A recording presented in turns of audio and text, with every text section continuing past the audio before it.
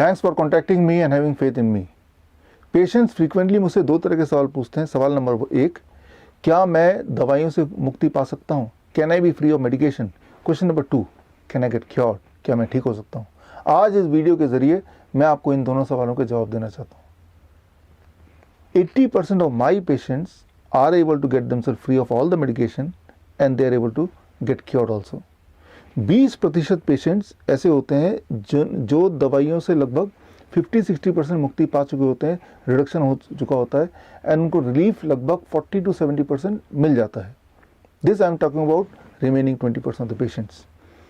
पिछले more than एक decade से, for more than 1 decade I have been seeing patients and now it is as many as 25,000 patients. इनमें ज़्यादातर patient diabetes के या उससे जुड़ी हुई बीमारियां जैसे heart disease, high blood pressure के हैं and of course substantial number of patients are also of suffering from cancer and thyroid, bone disease, digestive disorder. मैंने ये देखा है कि चाहे वो कैंसर की बात करें या हार्ट डिजीज़ की बात करें, दोनों का जो रेगुलेटिंग फैक्टर है वो एक ही है। बॉडी का mechanism which causes heart disease and the mechanism which causes cancer, that is same, that is one regulatory part of the body. वो रेगुलेटर क्या है उसको समझने के लिए रियल लाइफ रेगुलेटर का एग्जांपल लेते हैं। अब ये आप देख रहे हैं, ये है रेगुलेटर जो बल्ब के इंटेंसिटी को रेगुलेट करता है और अगर मुझे इसको बढ़ाना हो, ज़रूरत पे मैं इसको बढ़ा सकता हूँ। जब लाइट की ज़रूरत हो I can increase it. Regulator के माध्यम से अगर ज़रूरत पड़े तो इसको घटा भी सकता हूँ। जब मुझे लाइट की ज़रूरत नहीं है तो इस इंटेंसिटी को मैं धीरे धीरे घटा दूंगा। So this means through this regulator I can control the intensity of this light.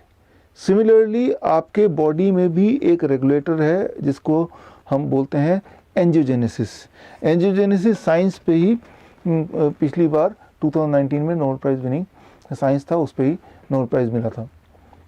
So angiogenesis क्या है ये समझने के लिए आपको सिर्फ इतना समझना होगा कि आपके बॉडी में लगभग 1 लाख किलोमीटर तक का ब्लड वेसल है।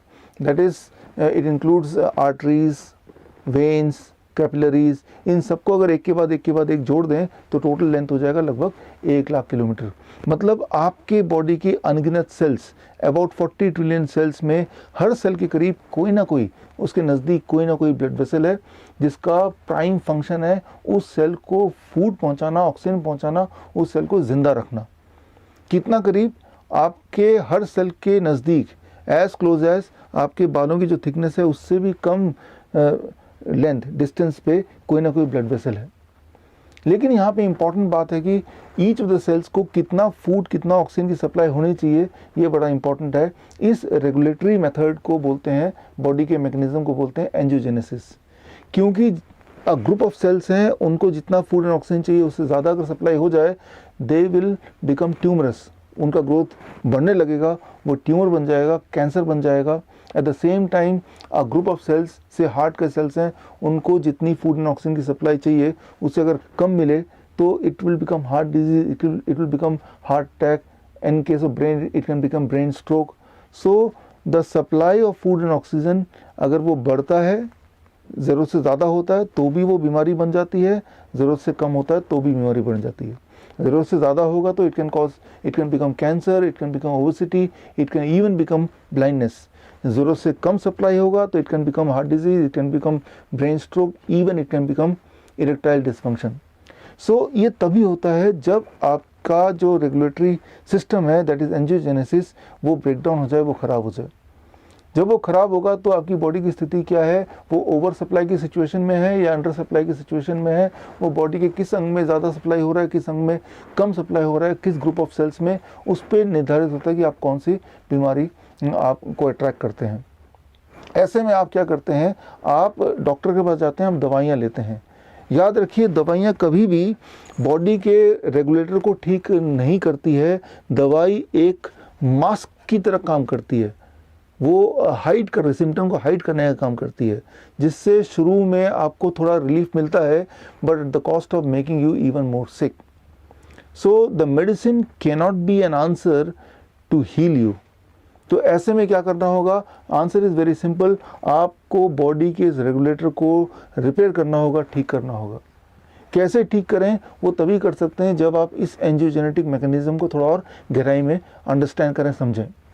2019 के अलावा 2004, 1938 एंड 1931 में भी इस साइंस से जुड़े हुए उपलब्धियों को नोबेल प्राइज़ मिल चुका है।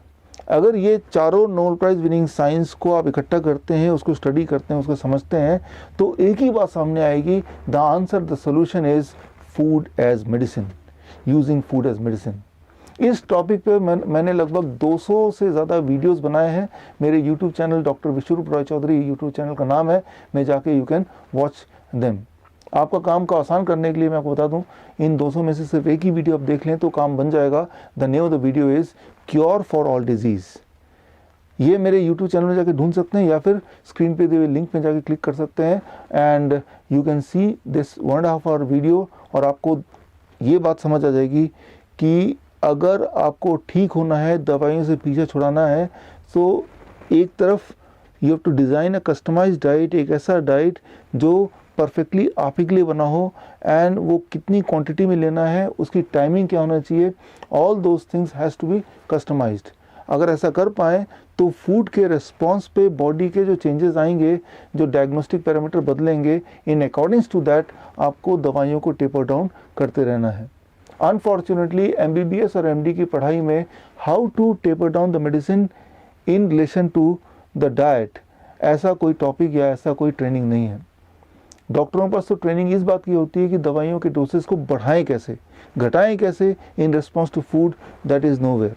यहाँ पे I can be of some help, I can become your personal doctor, I can become your personal consultant.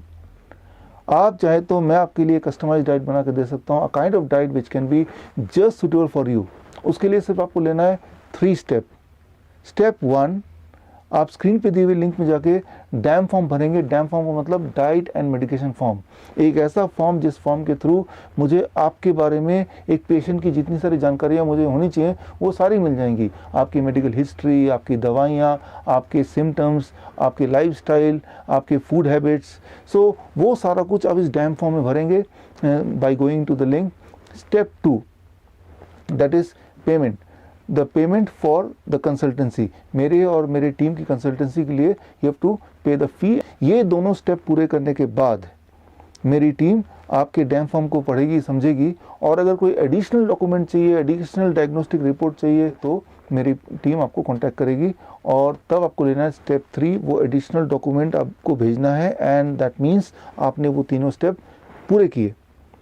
अब मेरे पास आपसे जुड़े हुए सारे इन्फॉर्मेशन है, इन सारे इन्फॉर्मेशन को समझ के I will create a customised diet plan for you, and also I will create a guidance for you कि फूड एक्सपेक्टेडली किस तरह से आपकी बॉडी में प्रभाव करेगा, और उसके एवज पे आपको कैसे कैसे दवाइयों को मैनेज करना है। इस पूरे प्रोसेस को बोलते हैं virtual OPD।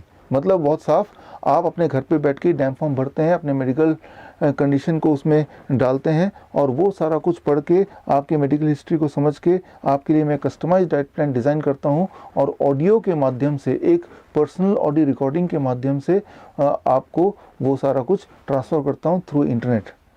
So I hope that one day you'll be cured like my other patients. All the best.